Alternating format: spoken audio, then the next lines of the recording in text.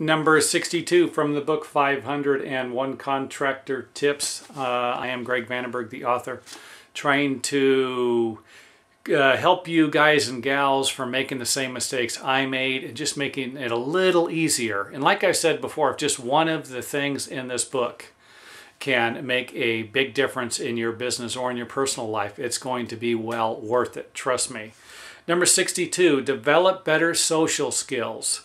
This is the most important piece of advice I could give any contractor who has problems dealing with other people. Learn about the different styles of communication and how people use them. And this is a must.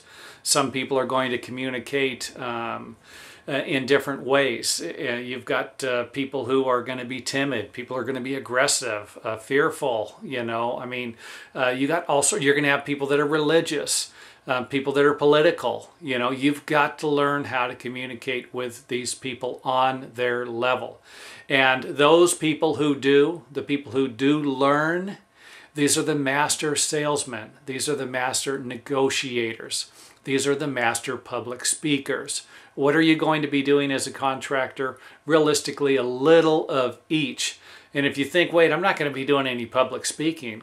Well, you might not be doing a lot of public speaking, but if you're speaking to more than 3 people and you have a difficult time keeping their attention or communicating effectively with them, then public speaking might be something you're going to need to learn a little more about. It's kind of the main thing. The point here is you got to learn to not be uncomfortable. You got to learn to be comfortable. You know, one of the biggest problems I had was when I first started contracting. Now, mind you, I'm 25 years old. I look like I'm 18.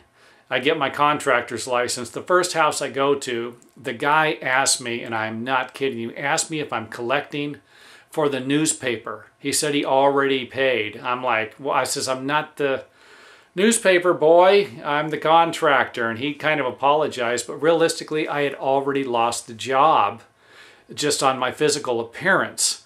And these are things, again, you're going to have to learn how to deal with. Now, if I was a master at communication at the age of 25, I could have weaseled my way around this, made a couple of jokes, and so forth, and kind of broke the ice. But that uncomfortable feeling that we both had from the very beginning stayed with us the entire estimate. I gathered the information. I left. I gave him a call. I could already tell I had lost the job. It wasn't really. So even with that, it kind of takes the mojo out. And you know what I'm talking about. If you've given more than your fair share of estimates, you can tell when you go up to some jobs that nah, this just isn't going to work.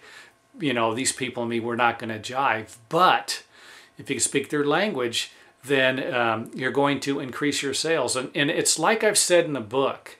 Let's just say that the book provides you with a few tips and your sales increase 10%. Well, they're going to increase 10% for the rest of your life. How much money is that?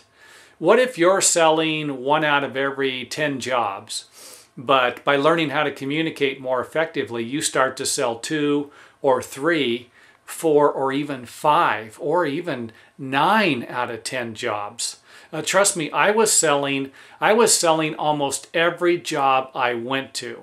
And I don't want to say it was 9 out of 10, but realistically, almost every job I went to, I was selling because I don't want to say I could speak their language effectively. I don't want to go that far, but I could speak the construction language efficiently. Even at a young age, I knew how everything went together. And when I would be explaining the process to the people, I was selling them the job because I could provide them with the information they were looking for. I mean, I had people tell me that, I can't believe it. You look like you're 18 years old, but you have more knowledge than any contractor that we've had at our property. And this is just the way it went.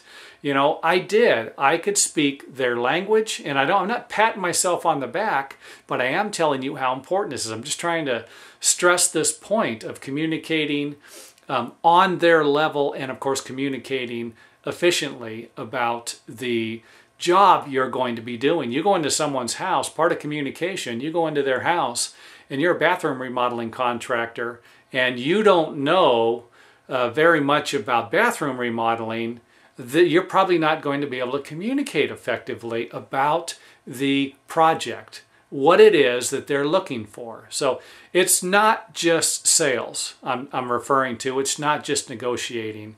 It's not just your trade. It's all of the above. The better you become at communicating in all areas, the more comfortable you get communicating in these areas, the more jobs you're going to sell. And of course, if that's the case, it's going to lead to more money. This will enable you to raise your prices. It's all supply and demand. So it should make sense to you. Become better at communication.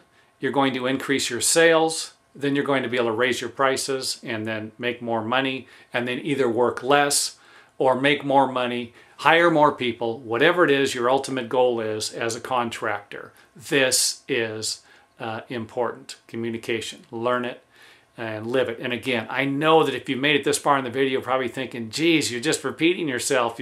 Hey, I'm hammering a point home that's important. You've got to get this part of it. Communications. It's vital.